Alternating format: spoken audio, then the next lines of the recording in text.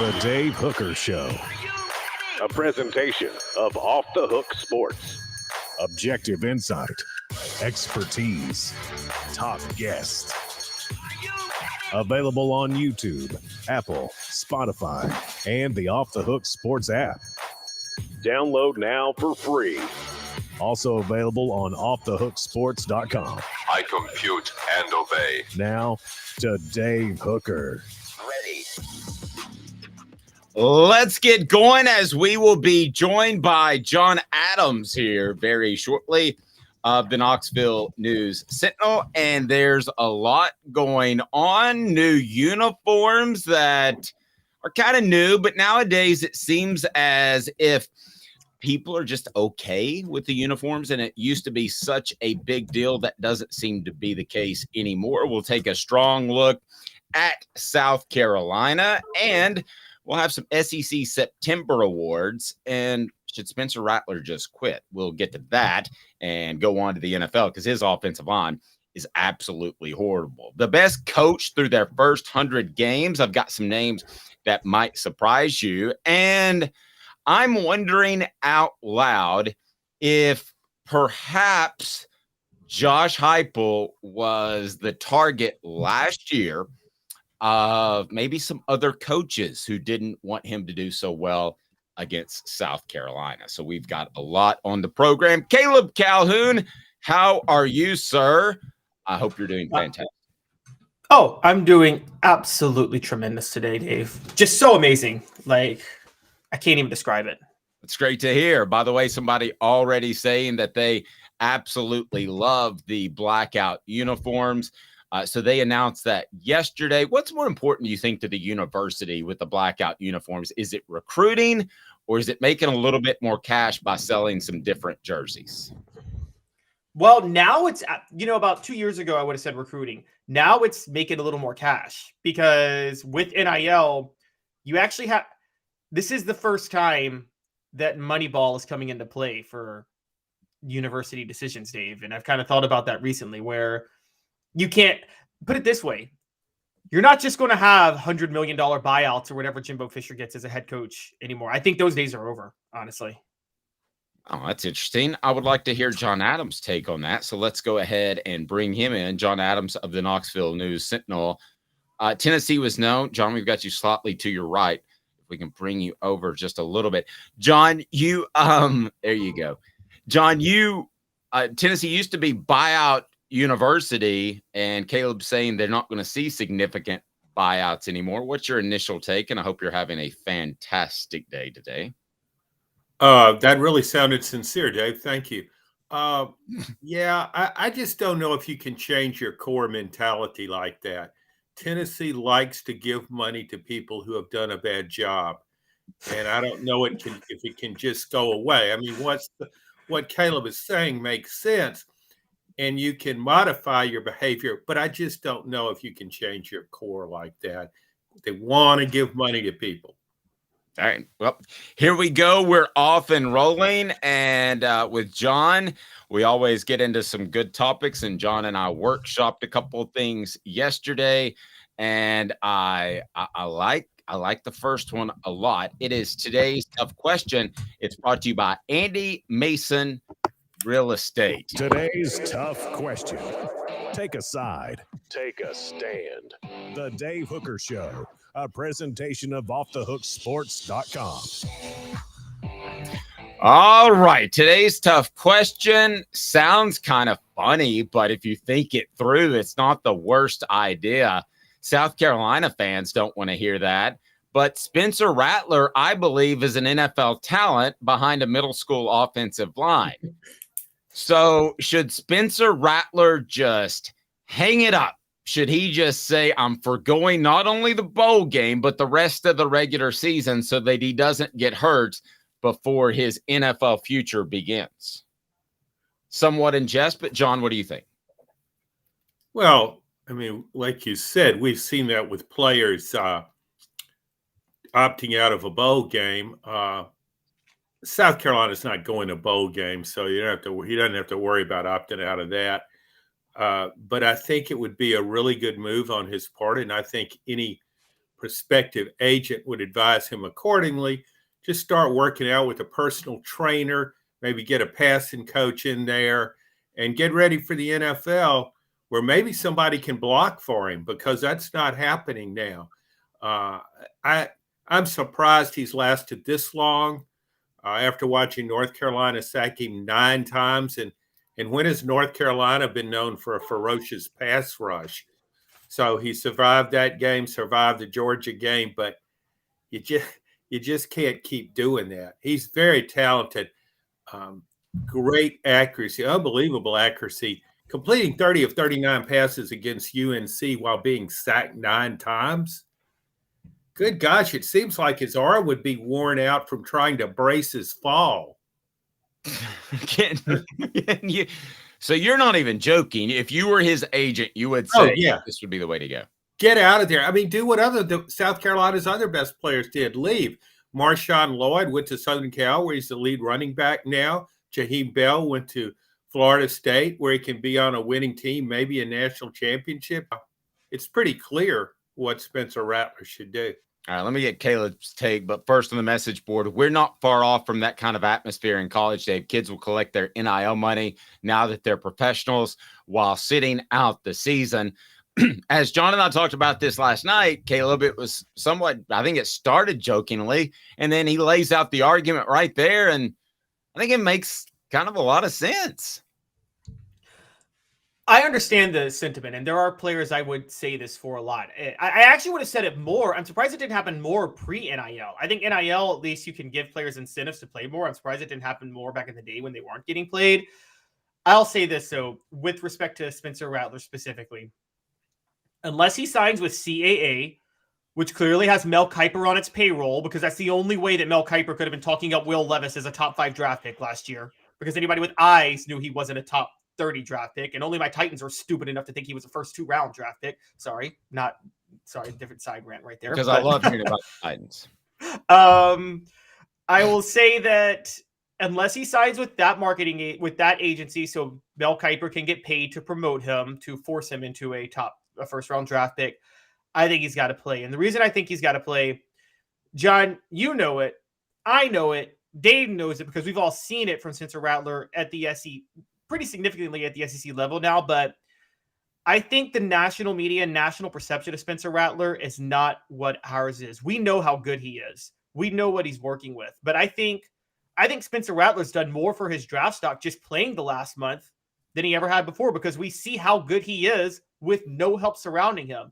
So I think Spencer has to kind of play his way into the type of draft pick he wants to be on the field right now. Now, if October comes, maybe he's gotten a little more notoriety for how he plays, then yeah, go ahead and sit the season out. I just don't think he's at that level on a national scale yet. Well, the only thing he hasn't perfected this season is ability to throw while falling down. I haven't seen him do that, and he needs to work on it. Yeah, I can see your point on that. I just think the odds are against him. And what happens, even if he avoids serious injury and keeps playing, you know how it goes. When a quarterback hits that much, he loses flexibility, he develops bad passing habits, and the next thing you know, he's not as highly sought after at the next level. I mean, I think right now he's a first-round draft pick. I don't see how anybody could say otherwise. He's first-round pick.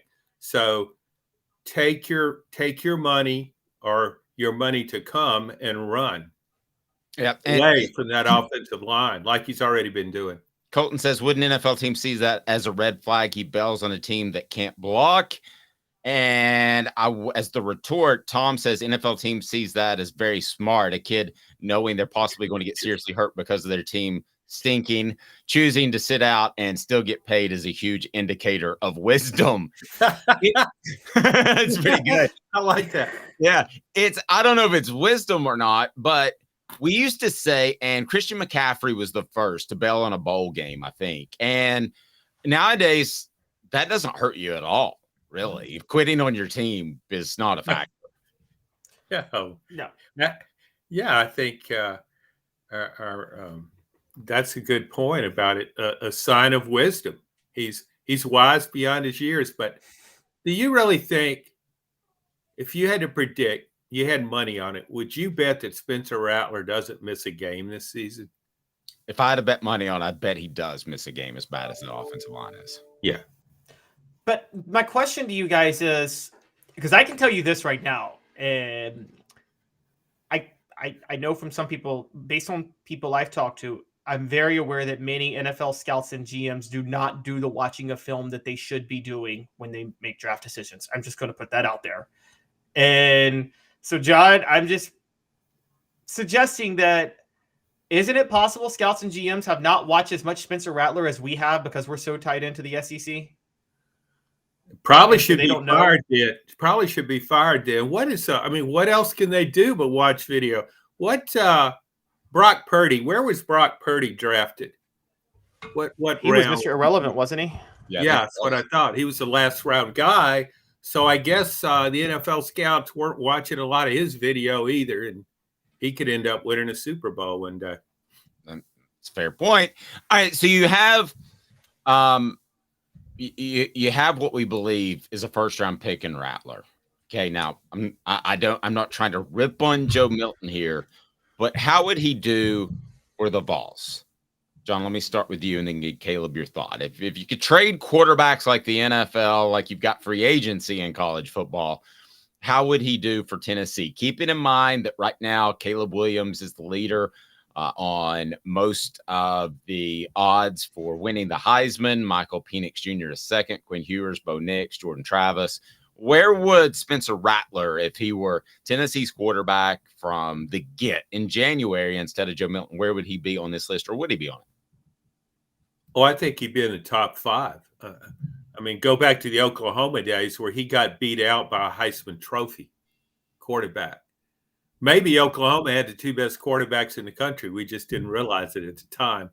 But no, he would be a perfect fit for Josh Heupel's offense. Look what he does. Look what Hendon Hooker did. Really good running instincts. He's not a running quarterback, but he knows when to run and where to run. He really sees the field. He picks up secondary receivers all the time, and he's uncannily accurate. He can evade a rush. Boy, has he proved that. So when you think about project Spencer Rattler in Tennessee's offense, just look back at Hendon Hooker. That's what you would get. You'd see open receivers getting the ball almost every time right there in their hands. Yeah. Caleb, where would he be on the Heisman list? You actually created the Heisman list. This is on offthehooksports.com. Where would he be in your mind if he were Tennessee's quarterback? Oh, he'd be top 3. I don't know if he'd be above Cameron Ward or Michael Penix. The Heisman Trophy is in Washington right now. It's one of the 2 Washington quarterbacks that should be in the race to win it. I don't know if you watched that game Saturday, John, with Cameron Ward, but I am so high on him against Oregon State. Yeah, I've seen him, but I didn't get to watch that game. Caleb Williams is one of college football's all-time best quarterbacks. I don't think anybody's going to beat him out unless he suddenly has to play behind South Carolina's offensive line. So for the record, today's tough question: should Spencer Rattler just quit college football? We are yay with John. Caleb? I'm a nay because I don't think he's done enough for his draft stock, and I think most NFL scouts are too stupid to actually know that he's a first-round pick. You're just scorching the entire NFL. I think a lot of executives and scouts are way less intelligent than they are paid to be. Put it that way. All right, so let's go to the age. But first, I want to remind you that today's tough question brought to you by Andy Mason Real Estate. Andy Mason Real Estate, 40 decades of real estate in Knoxville, Tennessee. He's my realtor. He should be yours. Best service, best prices in the biz. Andy Mason realestate.com. So I'm going to say no, he shouldn't quit. The college experience is special. And there. I guess. But I understand your point. And then what age? What was he thinking? Release the hounds. The Dave Hooker Show. Keep cool. A presentation of offthehooksports.com. How in the world has Tennessee gotten to this point in the season by not facing a good throwing football team? And they haven't. This will be by far the best quarterback that they faced. And how big of a concern is that as Tennessee will face their first competent quarterback in October? John? Well, I think it's a big concern. Ideally, if you had played a UTSA team at full strength, I think you would have been tested in the secondary. And I think you needed a test going into the rest of the RCC schedule. Frank Harris is a good quarterback, a really good passer. He's proved himself. But we didn't see him in Neyland Stadium last Saturday. But I just thought I guess you could say UTSA's third-string quarterback, Owen McCown, was a good quarterback. He completed 10 straight passes, pretty much carved up UT's secondary, as any competent passer will do, and led the Roadrunners to 2 touchdowns. So I just think in scheduling, even if you don't, you need to schedule strategically. There's not always you can't always be sure about this, but if you see a diverse group of offenses, it gives you, to me, a better sampling on how to judge your team and what needs to be changed. Sometimes it's you need to change your lineup. So I just don't think we know, and I'm not sure we'll know after the South Carolina game, because as good as Rattler is, if he's always on the run, he's not going to be able to pick Tennessee's defense apart. Caleb, it is a different challenge, and it's rare to go through 4 games without facing a great quarterback, but quarterbacks across the SEC are not really good this year. So I'm thinking of the schedule looking ahead. Other than Rattler, what's a very good quarterback that they'll face this year? I mean, they're going to face a Bobby Petrino offense, for whatever you guys want to think about that with Texas A&M, but that's it for October. The only concern I'd say with Rattler is that, because I agree with John's point, there won't be a lot of protection, but quite honestly, one of the things that I totally whiffed on, Tennessee's edge rushers have just taken the last 2 weeks off. I don't think Tyler Baird and I know James Pierce technically racked up a sack against Florida, but I feel like the edge rushers as a whole didn't even get on the plane to go to Gainesville until after they were down 26-7. And that game screamed for them to get like 7 sacks against Graham Mertz. And then they didn't bother showing up last week against a team that didn't have its starting quarterback. Neither of its backups are that mobile, and they don't have a lot of talent. So if Spencer Rattler, if he's going to struggle, it'll be because he's under pressure. But to be under pressure, Tyler Baird and Roman Harrison actually have to show up, maybe put a little effort in. And I haven't seen any effort from them the last 2 weeks. John, it brings up an interesting conversation, because if we'd have had this conversation 2 weeks ago, I would have said Spencer Rattler's in trouble because the edge rushers are so good. So what's the bigger concern, given what Caleb said, which is absolutely right, and that is that Tennessee's edge rushers haven't been great. We know their defensive backs aren't great. What's the bigger concern heading into a game against Spencer Rattler? Well, this team is full of concerns, and you certainly can point out the lack of a rush the past 2 games. Nonetheless, I just go back to that secondary. The secondary was bad last year. It's been bad this year. It's bad in every way. It's not just that he can't cover people. He doesn't tackle effectively either. And I tell you what, if South Carolina had Antoine Wells to go along with Xavier Leggett as receivers, even with very little protection, Spencer Rattler would probably light up this defense. I just don't think Tennessee can handle both of those guys. Fortunately for Tennessee, Wells is injured. He was injured in the Georgia game. So, I just think you can look at all kinds of shortcomings for Tennessee right now, but that secondary is the one that's consistently a problem. It has been for more than a year.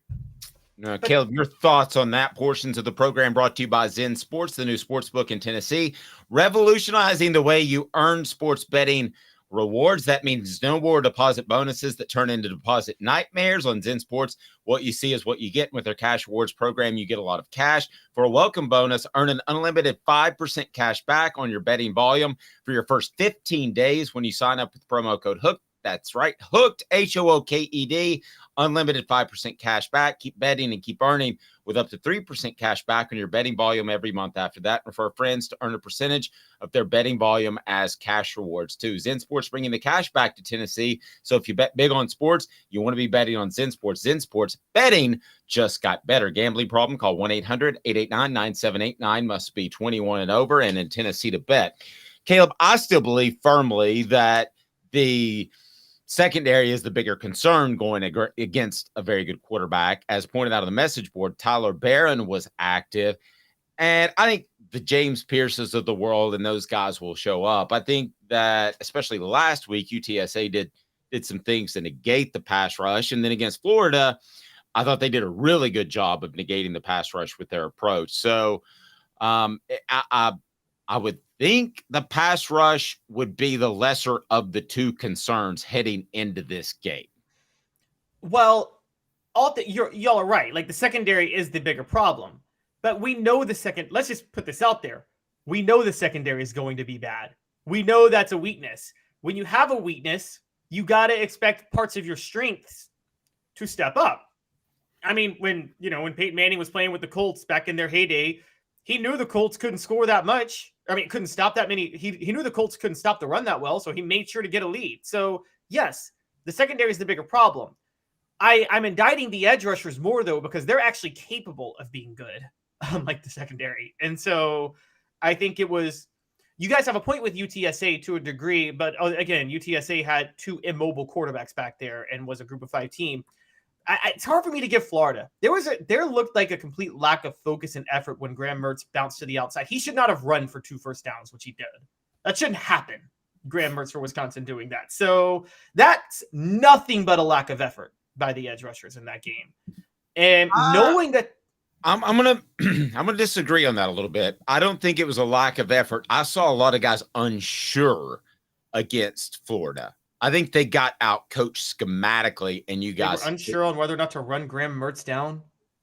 Well, the slowest quarterback they're going to face in the SEC. I think they were unsure. I saw a lot of guys that were going the wrong direction. I think there were some misdirection things that got them headed the right way. No, I mean, I didn't see it. Sometimes, and John, I think you could speak to this too. Sometimes being in the situations where you're unsure makes it look like an effort issue. I don't know. Yeah, it does, but kind of like I'm trying to imagine what Caleb is saying, the mental process behind this. If you're rushing a quarterback and you see the quarterback run to the outside, what's going on in the defender's head? Maybe it's, hey, should I go after him and try and run him down?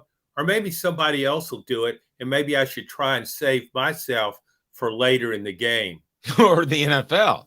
Or the NFL, there you go. So I certainly don't think I mean, they don't get to the NFL if they make that decision. So that game screamed for, again, like I said Friday before Florida, I predicted Tennessee would get 7 sacks in the game. I think they got 2. And that game screamed for them to get 7 to 10. Caleb, are you angry at Tennessee for making your prediction look foolish? That could come into play here. Is the ego involved here? A little bit, John. A little bit. I'm very, very angry at them for that. But also just in general, again, secondary is just bad. I don't think it's a lack of, although the tackling may be a lack of effort in the secondary, but I don't think they're coached to tackle in the open field, if I'm being honest. I do have a problem with the edge rushers. No, I don't. I don't think they're I don't think that this secondary is coached to tackle in the open field. What are they supposed to do when they see a ball carried coming that way? Duck and cover. Right toward the end zone. There he goes. Yeah, it's slightly before Caleb's time, but back in the 80s, they teach you with the whole nuclear Armageddon thing out there with Russia. You're supposed to get underneath your desk. So maybe that's what they're taught to do. Surely not, though, John. No, that doesn't seem like a reliable defensive theory. I think maybe the message to the team coming out of the gate against South Carolina is, hey, tackling is important. Remember that. Herald Group Security Solutions, leadership, experience, specialization, and making your children safer, addressing problems through unique mission-specific mitigation techniques, and they make your school safer, your children safer, one school at a time. Herald Group Security Solutions. We've all heard of the tragedies. Go to your school administrator and say, I want Herald Group Security Solutions because of their highly trained security individuals. HeraldGRP.com. Do that because we've heard of the tragedies and we certainly can take care of that. We're going to get into public schools very shortly. How about some September awards? What do you guys think about that? You ready for some September awards? Well, it's Love the your idea. show, Jay, so we have to be ready. 4 downs. 4 questions. 4 answers. The Dave Hooker Show. Four.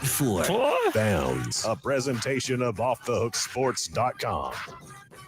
All right, 4 downs.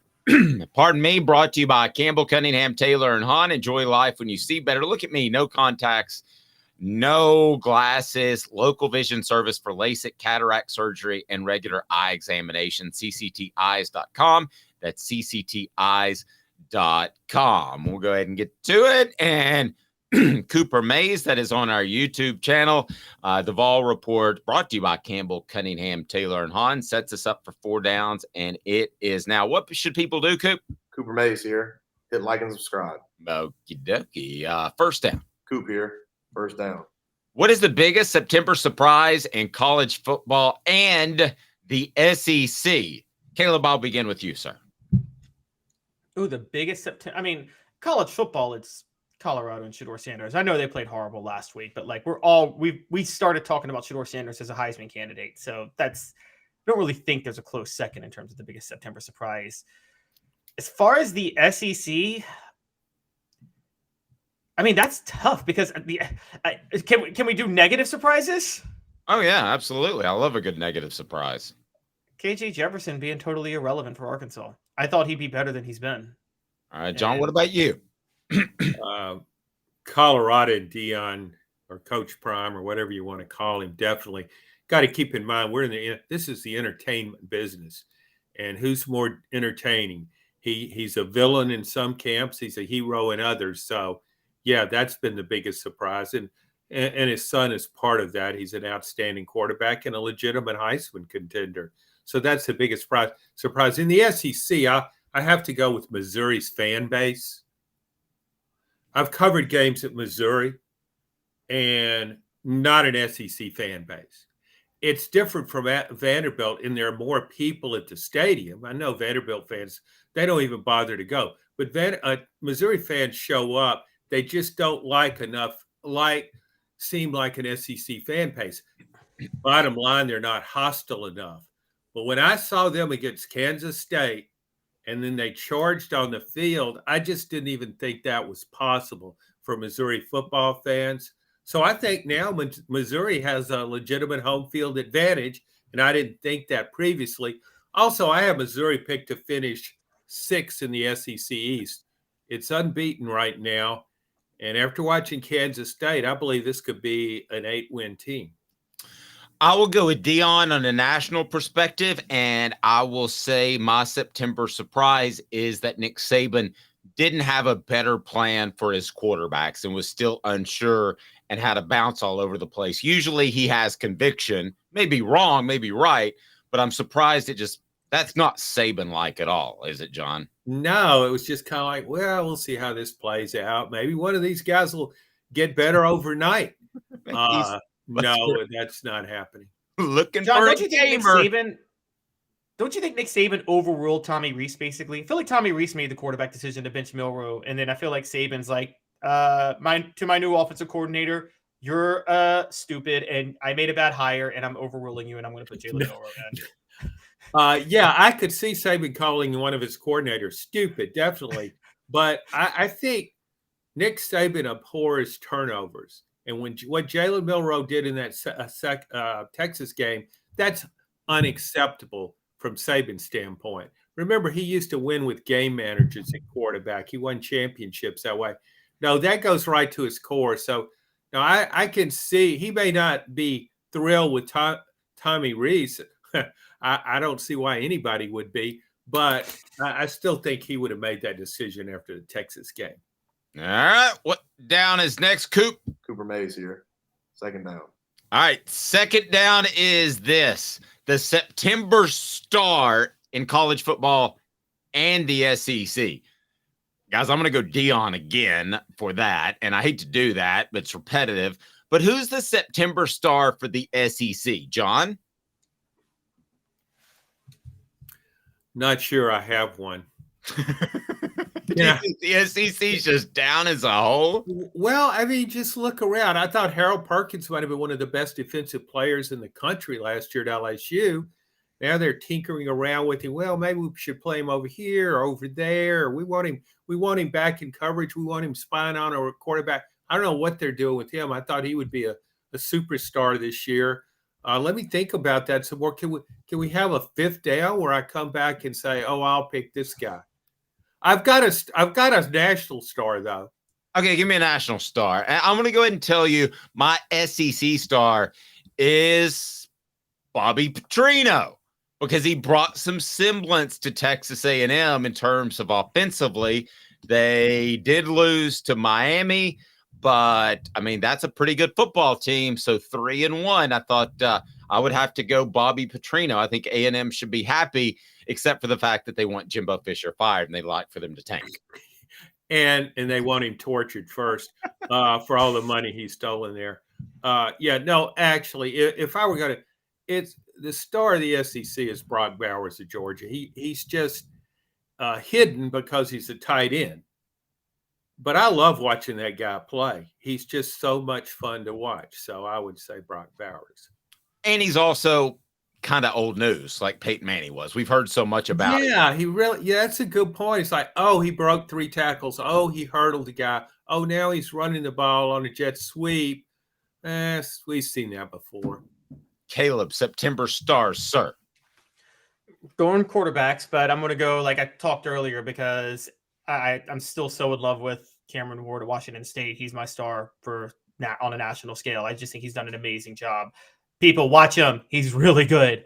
At the SEC level, it's funny because we talked about him in the first segment. I'm going to say Spencer Rattler because we're already talking about him maybe sitting the season. I think that's because he's even though South Carolina's 2-2, he's really improved his draft stock this month of September because he proved at the end of last year wasn't a fluke. Like we're watching him play and we're like, "Well, that guy's good. Everybody around him's terrible." I mean, that's what we're all seeing.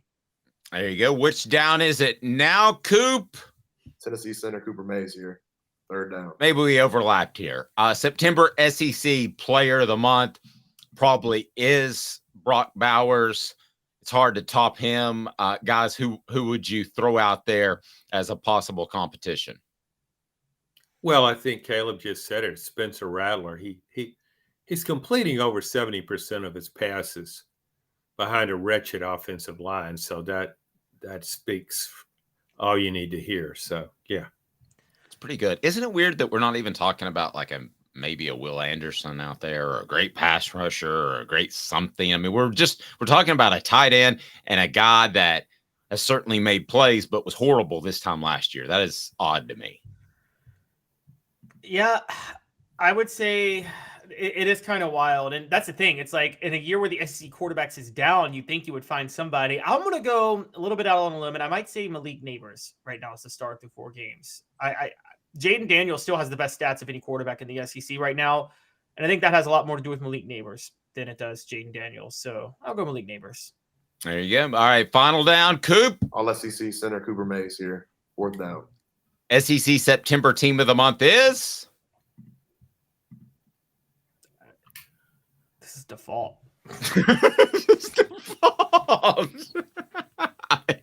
Is the SEC it's got to be Georgia still, right? Boring, but Georgia. I'll go with Missouri. Who has the best non-conference win of any team in the SEC? By far, Missouri. Yeah. It's Missouri. I mean, the other team, the good teams, we saw what LSU did against Florida State. It just wilted in the second half. We saw A&M secondary.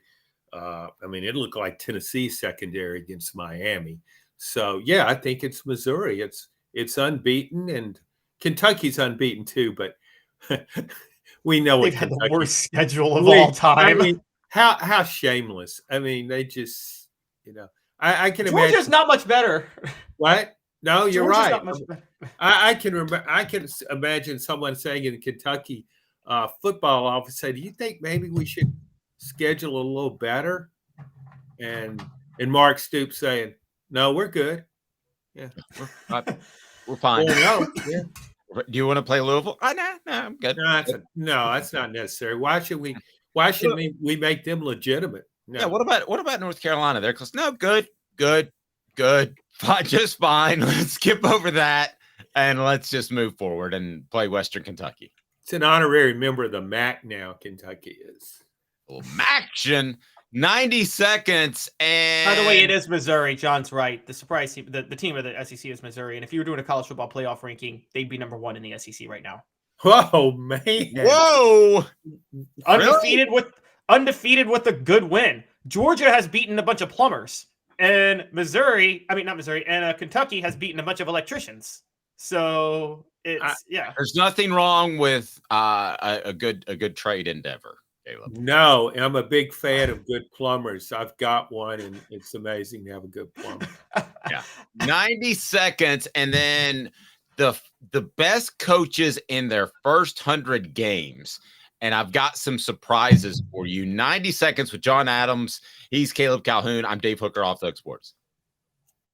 For Candace, I was really heavy into the drug culture. I was selling drugs. I was just constantly in pain. I was missing like a good support system in my life. Candace has given me everything that I need in order to successfully have a wonderful recovery, in order to have a life that I didn't even know was possible. And it's not just about me anymore, and I love that. I absolutely love it.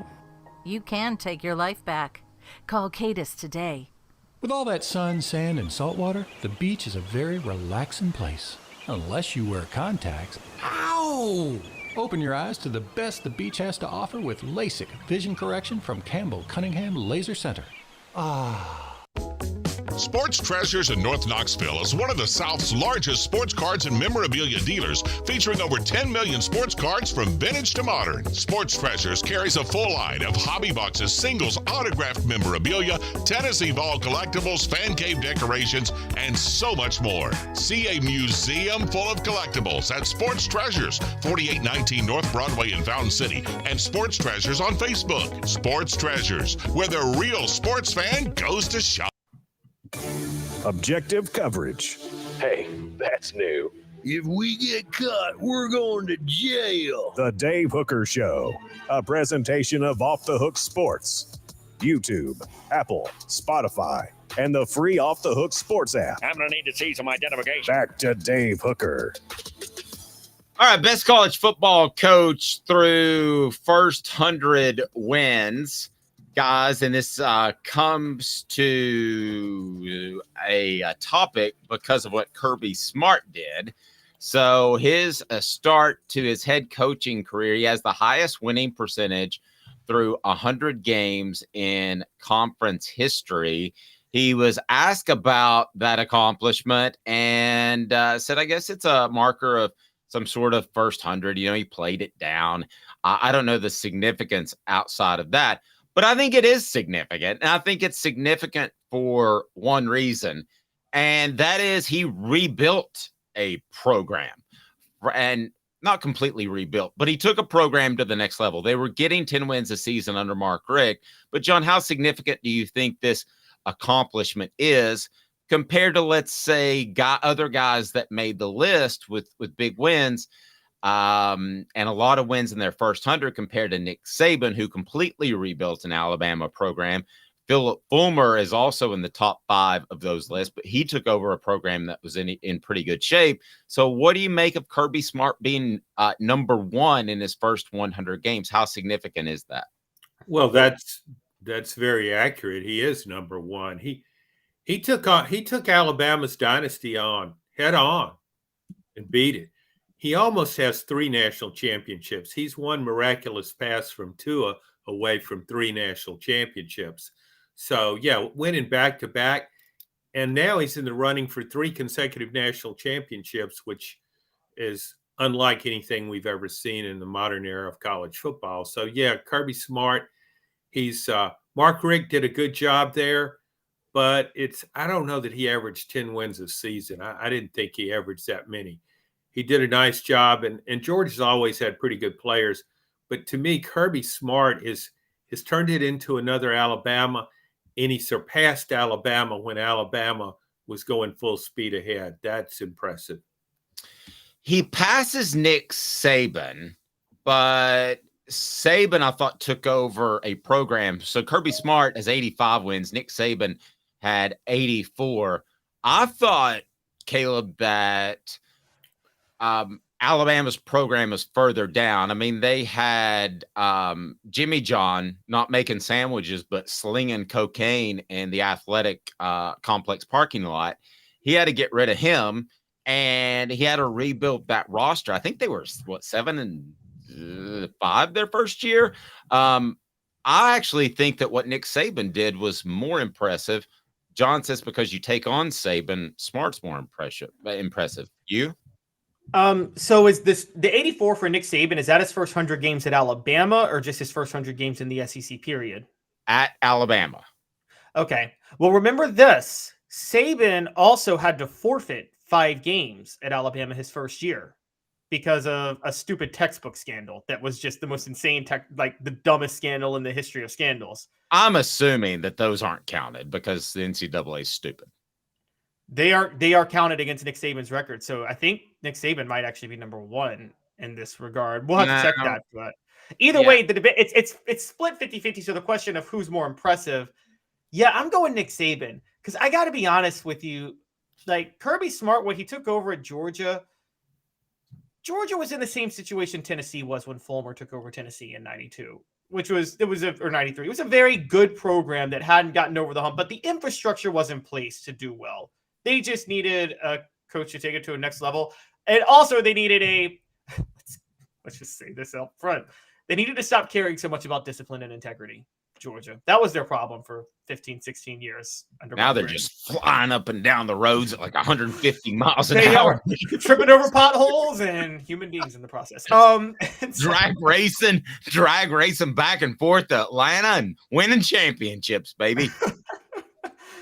So, I mean, Nick Saban took over a program fresh off probation that was in the midst of another scandal where it was having to forfeit a bunch of games. So, I think Kirby Smart, I think Nick Saban's is more impressive than Kirby Smart's only because of what he did. And also Georgia's an easier job than Alabama, all things equal. I'm sure the book scandal's not factored in there, but let's go. Okay. So here's what we've got. Here are the top 5, and I want you guys to rank these. Saban has 84. We mentioned Smart has 85. Then after that, Steve Spurrier has 83, along with Philip Fulmer, 83. Bear Bryant has 81. So, John, how would you rank those first 100 games? Not the coaches, but the first 100 games given what they had laid in front of them to get. First of all, I misunderstood the question. I thought you were talking about first 100 games as a head coach. Yes. First 100 games as a head coach. Where did I lose you? So, Nick Saban coached at Michigan State. No, so it is first 100 games. Excuse me, it's first 100 games at one particular school. Oh, okay. Yeah. Well, yeah, if you take one school, Nick Saban's the top. He's tops. I would probably second, I would probably go Bear Bryant. He turns around programs, and wherever he went, he turned the program into a championship contender. Then I would go with,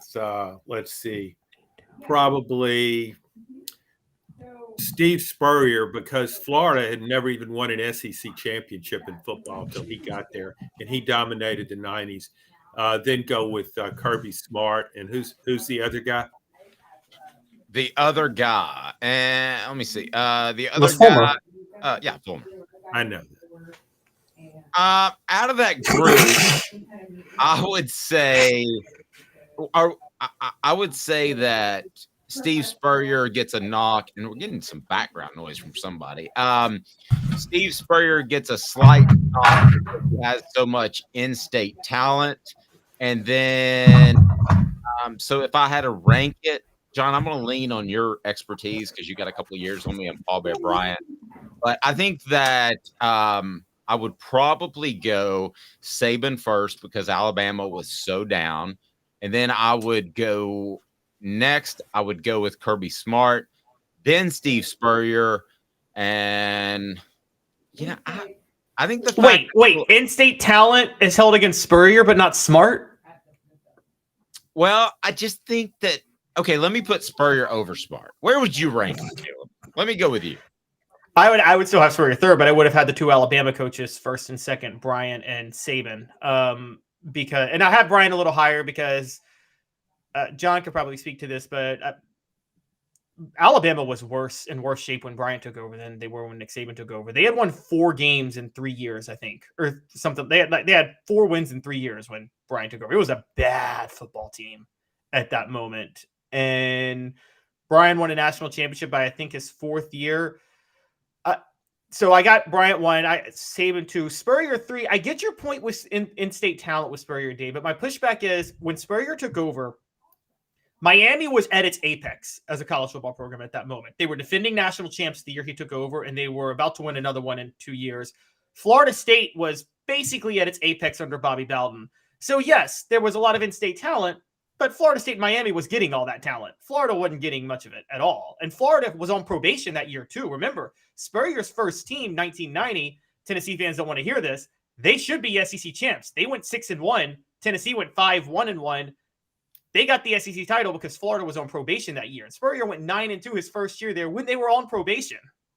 And so I got Spurrier at third because of that. John, help me with the Paul Bear Bryant. To win 81 through the first 100 games, where was Alabama at that point?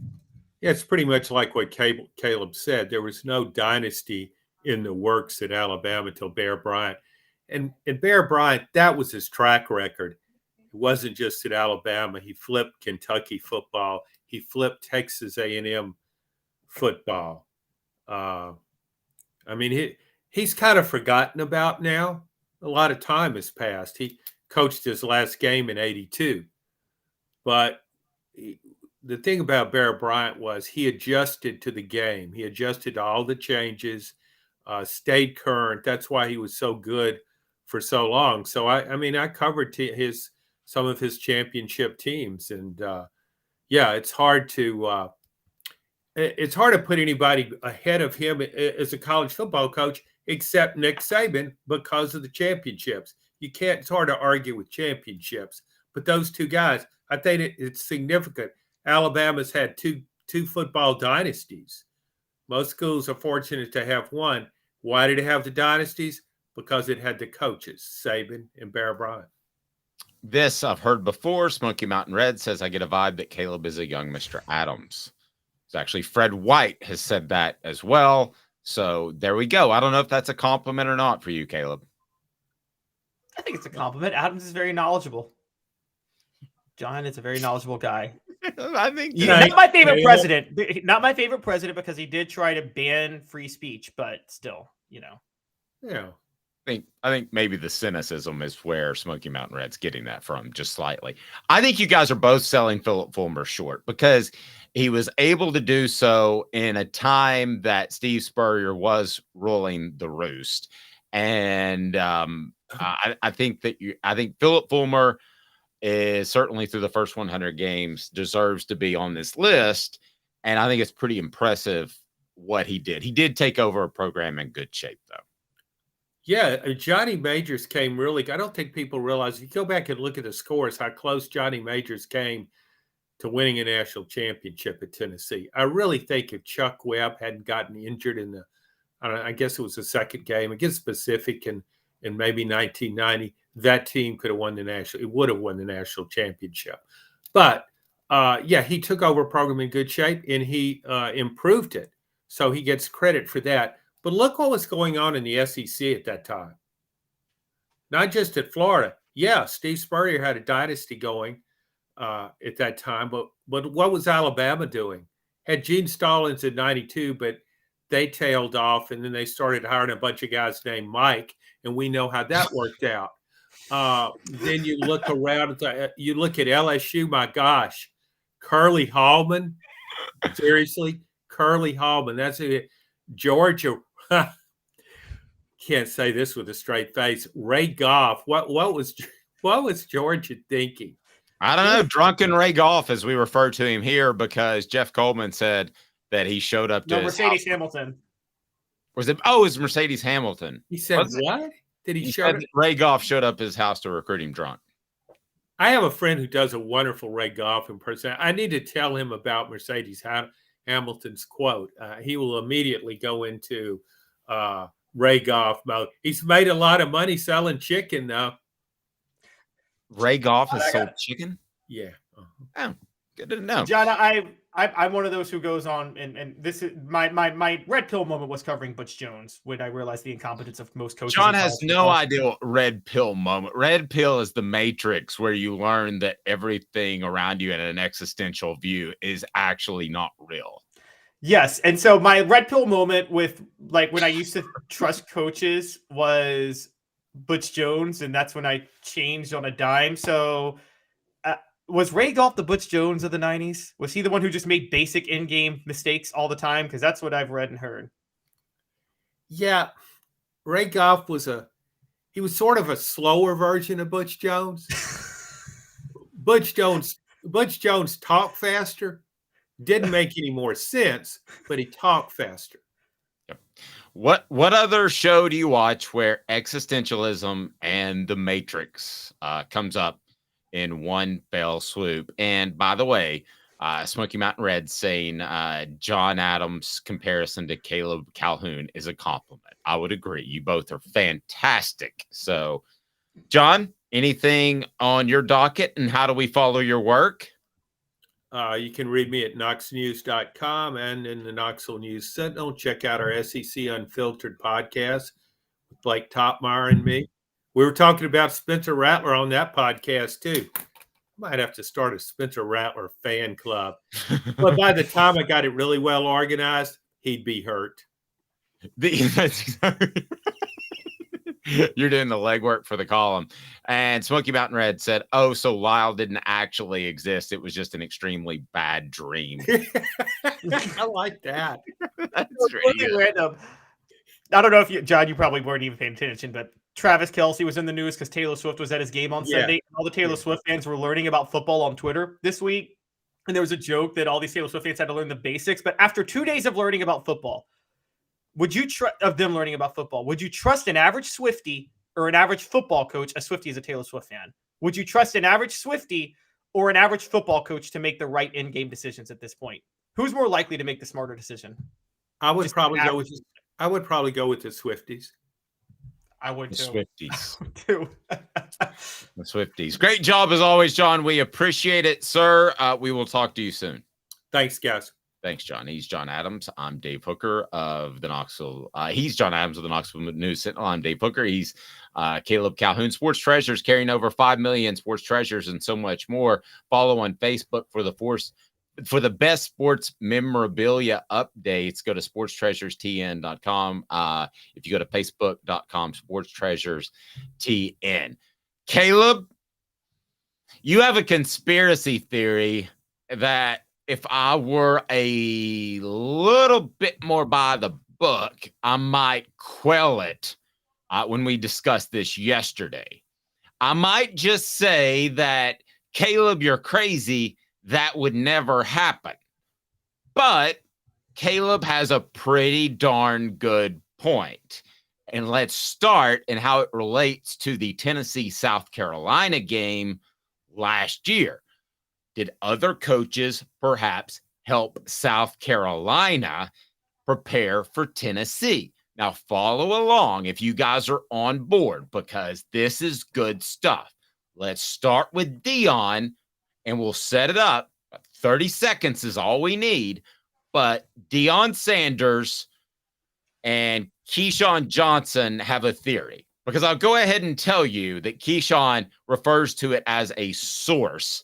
A source is Deion Sanders in this regard. Tell me what happened with Colorado and their beatdown they suffered last week against Oregon and what Keyshawn had to say.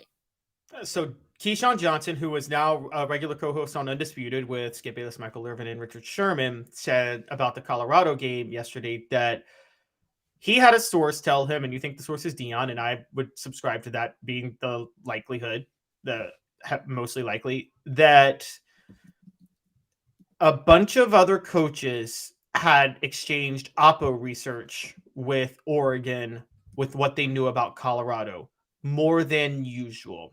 Now, Oppo research is a thing, Dave, in college football, as you know, but you still I don't know what Oppo research means, real quick. Opposition research about the opposition. But I would assume, at the college level, oftentimes coaches try to save that for themselves because they want to be the one to cash in on it against any sort of program, whether that be. But apparently, according to Keyshawn, there was a mass wave of Oppo research given to Oregon about Colorado because there's a lot of people upset about the waves Deion is making in college football. Okay, so here's how this ties into Tennessee. Tennessee last year, I don't think there's any question about it, ran the score up against Missouri. I think that coaches resented that, and it would not surprise me at all. These coaches know each other, guys. A lot of coaches, unlike the Steve Spurriers who loved Florida because of all they did for him and he played there, and the Philip Fulmers who loved Tennessee, a lot of these coaches know each other and they're just taking a check and they're wearing the jersey because or the coach's shirt because that's the one that pays them. So these coaches know each other, and everybody remembers Faxgate as well. So would it surprise me at all if other SEC coaches said, hey, that Josh Heupel guy, he's jumped in front of the line. He's having too much success too quickly, talking about 2022. And he is running up the score on Missouri, and he's making us all look bad. Let's help South Carolina a little bit. Would that surprise me? H-E to the double hockey sticks. No, that would not surprise me at all. I'm not going full bore conspiracy theory on you, but if you call up to Missouri, I guarantee you would get a lot of help. Don't forget about this either. Shane Beamer's dad, longtime coach. So Shane Beamer is as tied in as you could be to the coaching community. Do I think that South Carolina perhaps sent out fielders? Again, conspiracy theory, can't back it up. Last year, yeah, I think they probably did. And I think they probably got more help from other SEC teams because Tennessee was playing so well and people viewed Josh Heupel as jumping to the front of the line, having too much success too early, and perhaps running up the score a la Missouri. That would not surprise me at all, Caleb. And there's another reason for maybe, I don't know if Shane Beamer had connections, but for those who don't remember, before Shane Beamer got hired at Oklahoma, by the way, I want to just get this out. I don't know if everybody does remember Faxgate. That was in 91. I was 3. There might be some viewers younger than us. So Faxgate was, for those who don't know, it was Steve Spurrier's first ever win at Tennessee. A Tennessee assistant faxed the playbook for Tennessee to one Ron Zook, who was an assistant at Florida at the time.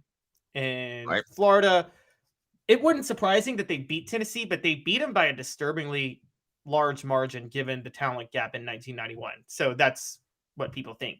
So what I would say with Shane Beamer is the interesting thing is, Dave, Shane Beamer spent 3 years at Oklahoma before he got hired at South Carolina. Now, you and I know there is massive animosity between Josh Heupel and Oklahoma. I mean, it's bad, guys. Heupel thinks he was railroaded by Bob Stoops, and he might have been railroaded by Bob Stoops. Let's just be honest. I mean, he thinks he was forced to take the blame for stuff that was not his fault. And I hear that behind the scenes, he has consistently thrown Oklahoma and Bob Stoops under the bus wherever he could. And so do you think Oklahoma may have given Shane Beamer some stuff? It's possible. Brent Venables. I think there's a jumping in front of the line thing that happens with a young coach. I think that Lane Kiffin is a great example of that for a different reason. Lane Kiffin, before the 2009 season, called out Alabama, called out Florida, even called out Pahokie's community as being a dump and called out everybody he could possibly think of. I think coaches probably were more willing to help out Tennessee's opponents because of Lane Kiffin, too. I don't think this is unusual.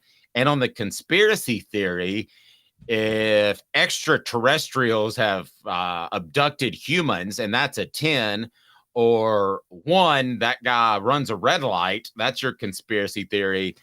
I don't think this is that unbelievable. I think it's pretty believable.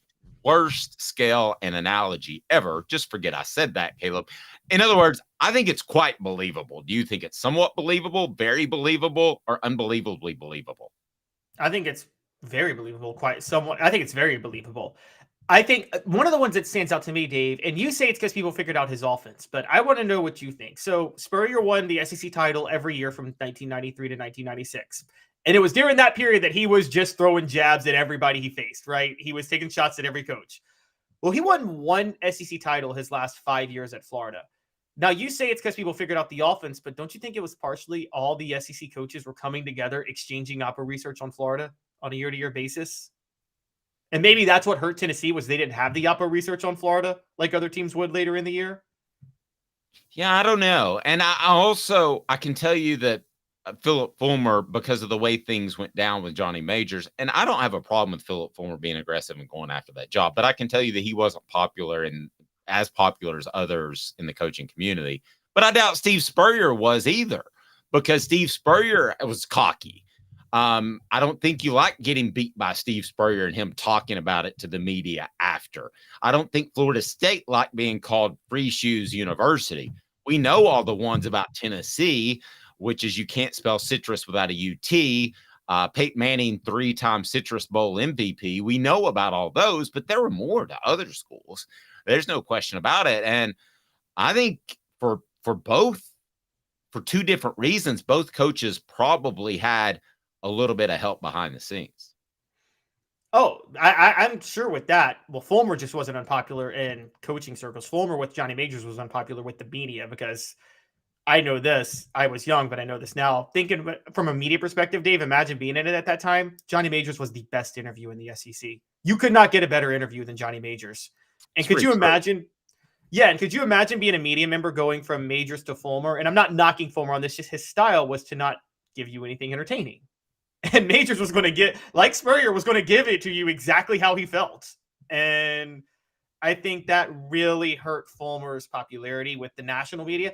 And I think that lack of popularity, I'm going to say it played a role in the Peyton Manning Heisman race in 97. I do. I think that's why a lot of people didn't like Tennessee nationally, because they didn't like Fulmer. And it's why Florida State was media darlings, because everybody in the media liked Bobby Bowden. You couldn't not like Bobby Bowden if you were in the media, honestly. Yep. Uni's up next. Do you like the smoky grays more? Do you like the dark mode uniforms that they're going to wear this week?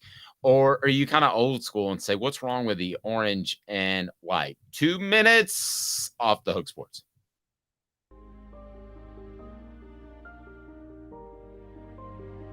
Our family has been creating one-of-a-kind pieces of jewelry in West Knoxville since 1986. Each piece is a combination of unique processes that bring your idea to life. Every day in our shop, a truly special item with a story all its own is being manufactured in our facility, bringing the history and family sentiment into a whole new generation of life. We're grateful that you chose us to be Knoxville's best jeweler, a title that we value and respect. Because to me, being a jeweler and owning a jewelry store are not the same thing. I'm Rick Terry. I'm a jeweler, and we want to be your jeweler. Kingston Pike and Campbell Station Road in the heart of Farragut, and downtown on Gay Street right next to the Tennessee Theater. Hi, Mike Davis here with City Heating and Air, reminding you to always dare to compare. Our team provides quality local heating and air service, installation, and maintenance across East Tennessee. We use only the best equipment like American Standard heating and air conditioning for your residential, new construction, or commercial needs. Honesty, dependability, and customer satisfaction have been the cornerstones of our business since 1961. City Heat and Air. Dare to compare. Do These mountains hold and defend a spirit far better than moonshine. A drink that holds flavor that becomes necessity. A hard cider made and relished by folk who are as hardy as they are legend. A refreshment that can only be found in one place. With a taste that makes you say, give me 3 bottles of the good stuff. Tennessee Cider Company, where necessity can be found. Objective coverage. Hey, that's new. If we get caught, we're going to jail. The Dave Hooker Show, a presentation of Off the Hook Sports. YouTube, Apple, Spotify, and the free Off the Hook Sports app. I'm going to need to see some identification. Back to Dave Hooker. Okay, so I have a question for you, and it's brought to you by our friends at Zen Sports, and that is, you've got 3 choices, and I want to see it on the message board right now. And you've got old-fashioned, which just means period, end of discussion. It's orange and white like the old school days. Or you've got black uniforms, meaning that you do those at least once a year, but the rest of it is just orange and white. Or you do the smoky grays without the black uniforms and the rest is orange and white, or all the above. Because this used to be a huge, monstrous deal, and now it's not. So on board already, we have a lot of different opinions, and let's start with Travis. I definitely want to see him once a year, twice if on Halloween. Same with Gray, just once. I'm a traditional type of guy. Old-fashioned, says Charles, then the black uniforms. And Smoky Mountain Red said, I love the smoky gray helmet, the silhouette of the Smoky Mountains. It stole my heart. That is pretty cool. And then you had, but I like the blacks as well for the Halloween green from Smoky Red. So Smoky Mountain Red. Here's the bottom line is, a lot of people didn't like the black jerseys because Lane Kiffin just flubbed that all up. And he put together a jersey, and I know there were some traditional fans that walked out of the stadium because they thought it was orange and white only. So Lane Kiffin took the hit for that, and he put middle school jerseys that were put together in like 5 days. This is not that. These look fantastic. You've got Nike involved, and they're really, really tight, the blacks and the grays. So whether or not you're a traditionalist, whether or not you like them, they both look good as far as just from a visual perspective. But Caleb, I'll be honest with you. And I guess I'm going to be old guy in the room. I understand that the black and gray uniforms help you in recruiting, but at the end of the day, Tennessee's orange and white should help you in recruiting. Tennessee's tradition should help you in recruiting.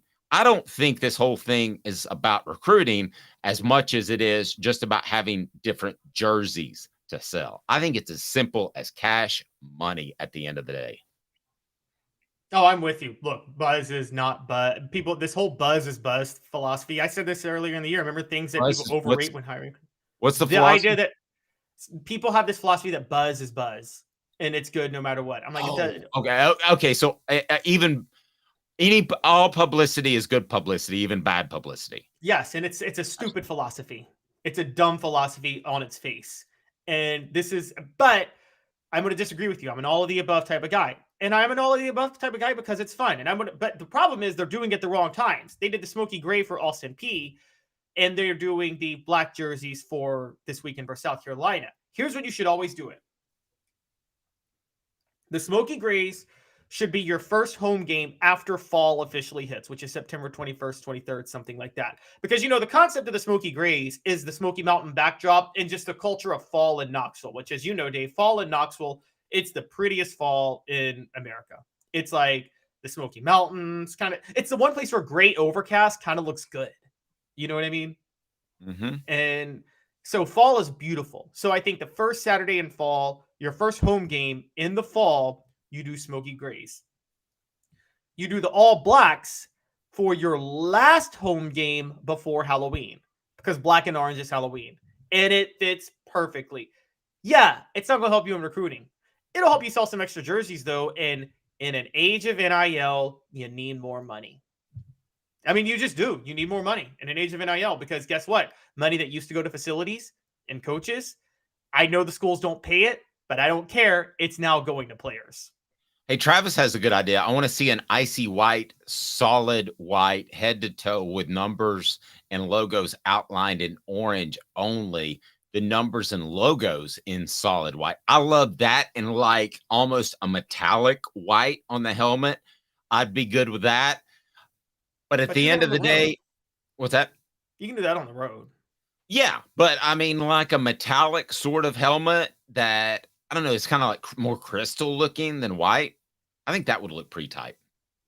Yeah, it would. I actually missed the former all-white uniforms, though, during the former era. Remember the black outline on the numbers? With the orange? The Stormtroopers, is that the one? Is that what they called them? Yeah, that's all they ever really wore on the road under former, I feel like, the whole time. And those were awesome. I do one more gimmick. Sorry, I would, and they already did this, but do one smoky gray, one black, and do one all orange. Maybe save all orange for like homecoming with the orange pants. I know it's a little extra, it's a little much, but one where you do all orange. And yeah, now what I'll say is this. You can't really do this because I think they like the black jerseys for when kickoff is at night, and you don't know when kickoff is going to be at night. So because this is a night game, they're deciding, let's go ahead and do these now. Yeah, pretty good point. But do you hear anybody anymore complaining about alternate jerseys? Because it was a big deal when Lane Kiffin first did it. Partly because they look like bleep, as was posted on our message board. I'm not going to say that word, but it was that I think it was also Lane Kiffin's brashness. It was a big, huge monster deal when he did that, and fans were absolutely as upset about that game in which they hammered South Carolina with the black jerseys. They were as upset about the black jerseys as they were happy about the win. So no, I don't think why. And I'm going to say this is a generational thing. And I'm going to attack something about the boomer and the silent generation right now. And I apologize to every member of that generation. I'm not saying this applies to all of you. Many of y'all's generation believes that tradition started when you guys were around, and there was nothing before you guys. So the orange and white, for instance, that people are like, that's tradition. Tennessee's orange and white. Tennessee didn't always have orange and white, right? Their first undefeated. Their first jerseys were actually black. They were black. Yeah. In 1914, when they went undefeated to win the SIAA, they wore all black. You guys, your generation, to your credit, said, we shouldn't be all traditional. Let's do something nice and add some flair and do something different. That's where something like orange and white comes in. Or that's where something like running through the T comes into play in the 1960s. Or adding Smokey as a mascot. Okay, that was changing tradition, Dave. When Tennessee first ran through the T, that was way after Robert Nealon was coaching. That was nothing but a slap in the face to tradition. But you guys all were for it. So how could you then, when a younger generation wants to do something new, say, well, that's not tradition? You guys act like your changes to tradition are the only things that should be changed and there should be no new traditions in the future. No, that's not how it should be done. Okay? If you want to say it's all about tradition, then go back to wearing all black jerseys, no running through the T, no power T on the helmet. Let's just throw all that out. It's tradition. Remember, original tradition is none of that stuff. The whole point of tradition was new at one point, guys. So, yeah, I'm going to say that was a generational thing. And to my fellow boomers and silent generation members, the world did not start when you were born. Wow. This brought out your inner John Adams. Somebody said it probably did. Portions of the program brought to you by Zen Sports, the new sportsbook in Tennessee, revolutionizing the way you earn sports betting rewards. That means no more deposit bonuses that turn into deposit nightmares. On Zen Sports, what you see is what you get. With their cash rewards program, you get a lot of cash for a welcome bonus. Earn an unlimited 5% cash back on your betting volume for your first 15 days when you sign up with the promo code HOOKED. That's HOOKED, HOOKED. That's right, unlimited 5% cash back. Keep betting and keep earning with up to 3% cash back on your betting volume every month after that. And refer friends to earn a percentage of their betting volume as cash rewards too. Zen Sports bringing the cash back to Tennessee. So if you bet big on sports, you want to be betting on Zen Sports. Zen Sports betting just got better. Travis says mine and Dave's generations was the 80s and 90s. It was 100% orange and white. Heck yeah, it was. And I wouldn't have a problem if they didn't do alternate jerseys. I don't know how much it really helps in recruiting anymore. I mean, Oregon still hasn't gotten the big war daddy defensive tackles to help them win a national championship. Notre Dame's done it. Every team does it now. But did it really help in recruiting? No, it really helped in selling jerseys. That's a fact. Nobody said I'm going to Tennessee because of a dad blame jersey. Come on. No, but like you said, it helps with money, and money matters. Okay, money helps you in recruiting. So I mean, look. And by the way, it's funny you said that about Oregon. I listened to Shannon Sharp. He had a great point.